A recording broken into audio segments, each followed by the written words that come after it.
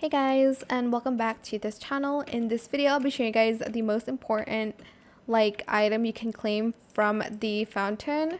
So the most important now is the fairy points. It used to be enchanted seeds for me, but right now the fairy world requires a lot of fairy points for me to purchase this and that. So if you are submitting items in the fairy fountain, you are going to want to get the fairy points until the last tier. It doesn't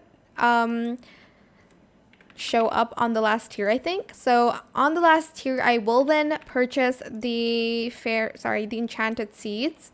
But on the first 4 tiers, I would go with either fairy points, or if there is no fairy points, and then enchanted seeds, and then I will go do the enchanted egg if I don't get any of them. But fairy points, number 1, you should get that first. As you can see on the last rewards, there's no fairy points, so I usually go for the seed pack.